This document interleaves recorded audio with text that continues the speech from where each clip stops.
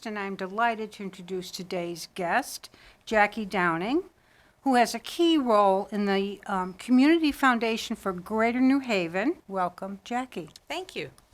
And you've worked with the Community Foundation for Greater New Haven for about 14 years, and you're now the Senior Director of Grant Making and Nonprofit Support. Mm-hmm. Please share some of the rich history of the foundation, how it got started, and some of the interesting things about how it's evolved. Well, let me tell you a little bit about community foundations in general before I get into our foundation. Sure. Our foundation is almost 100 years old. We were founded in 1928. But community foundation concept started in Cleveland mid-19-teens, about 1914, when a Okay. couple of trust bankers who were managing funds had money left to them.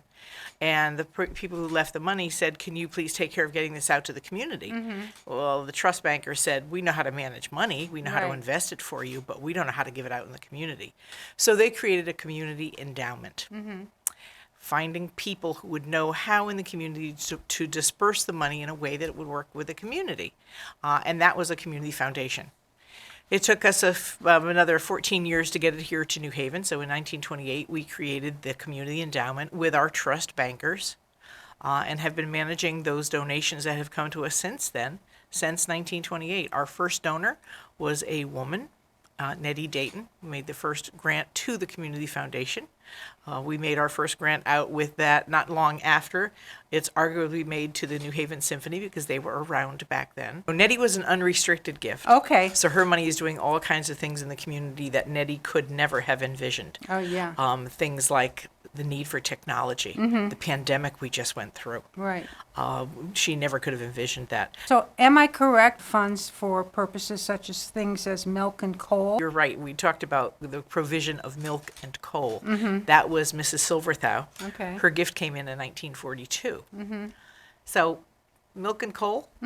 Coal, not so much anymore. But we decided that Mrs. Silverthau wanted to keep people warm. So with her funds, to this day, we still do energy assistance. We as the Community Foundation could not say, hey, you know what, to the estate of Mrs. Silverthau, there are more important things. We're going to just change your wishes. We will steward those wishes in perpetuity. So if a donor places their money with us, they can trust that it's always going to go to their highest and best interest. Right. Now, we like those unrestricted gifts that allow us to be flexible, but there are plenty of needs and opportunities and challenges in the community. So if you like the arts, you like working in the environment, you want to work with children or elderly, there are always going to be those needs. So we can always find ways through our grant making to get that money out into the community. Great. And I imagine the milk portion means nutrition, right? Right. So food assistance, Yeah. food banks, food pantries. Back in the day, the Silverthau gave us that money. There was not milk in schools. This was pre-milk in schools. Okay. It was later that they figured out that's how they should get calcium into young people by putting it in the schools. But this predates that. Great. That's an interesting history. Thank you. Okay. And we have been doing that for the last 96 years, taking folks' money in, holding on to the corpus of it, and putting into the community and responding to the needs of the Greater New Haven community. You know, and as you say that, that's interesting. Banking underwent such a major shift. I imagine you've worked with different banks, right, since that time? We have. It originally started, I believe, with 14 trustee banks, and they have, over the decades, merged and combined. And Right. So we're down to just a few trustee banks that work with us now. We've also, and that's the old model of a foundation, the trustee model. Okay. We've also have a corporate side, so the donations come directly into us as opposed to going into a bank. Okay. So we manage the corporate side. Our trustee banks still manage those things that were placed in trust with them all those years ago. And a donor can do it either way they'd like to do that. We manage the money and put it out into the community, and that's what the nonprofit support and grant making side of what I do is. Okay, so there's a whole fiscal end now to the foundation that probably wasn't there initially. It was probably all done more with the banks, right? Correct, So you've right. kind of adopted that responsibility. Yes. So grant making is not all you do. It's only part of what you do, correct? That's right. So share with us your other responsibilities and how it all comes together. I always say I have 3 halves to my job. Okay. The first half is the grant making. So we make it opportunities for all kinds of organizations, large and small, those that are emerging, those that are well-oiled machines, to come to us and make a case for funding. With the money that we have available to put out, we help make those decisions as to where that money goes, and we have a team that does that. We are always very inclusionary in that we try to make sure that all partners feel welcome and available, that funds are accessible to them. We have programs from very small grants to multi-year general operating support and everything in between. We also do programs for leadership development to help organizations be stronger.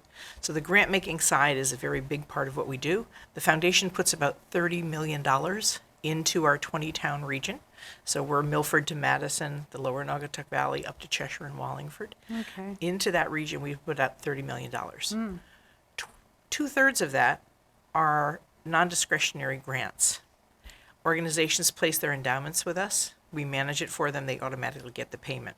A donor may have named a particular organization, and we will never change that donor's wishes, as I said. So the grant automatically goes out to that organization in perpetuity.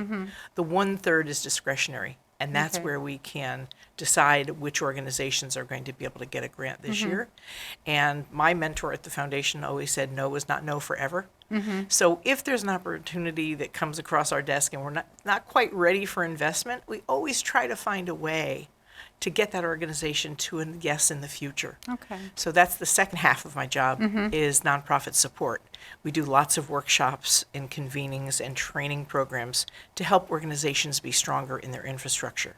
We help board members and staff members learn how to run a better organization, how to do their own fundraising, how to write grants, how to manage their finances, how to develop a good board who's a good team and oversees the operations of what's going on in an appropriate way.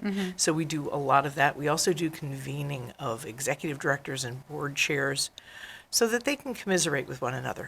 Those are lonely positions. They're in Yeah. leadership, and it's hard to turn around to ask anyone a question. So we provide a forum for them to get together, and that's through our nonprofit support. And then the third half of what I do is Give Greater and the Great Give. Give Greater is a year-round platform.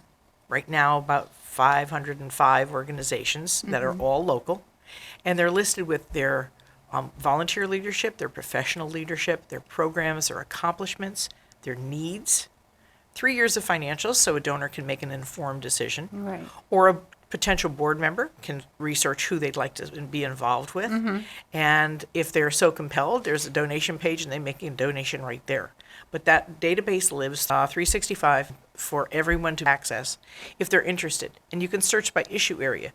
So if you said, I'm really interested in serving on a board, I like to work with youth, you can search youth organizations, who's in this community doing good work, and make an informed decision about who to follow up with. Once a year, we spin off The Great Give, which is our 36-hour giving frenzy in this community. Last year, in 36 hours, they raised $3.87 million for 553 organizations. Everyone comes to the table, plays together. We put up prizes and matches and incentives to bring donors to the table. Everyone works really hard for that 36 hours, Yeah. raises lots of money, and when it's over until the next year. As long as that even existed. It's existed for 16 years. Well, thank you so much. This has been delightful. People know a whole lot more about the foundation and foundations in general and yourself. So thank you so much. Thank you.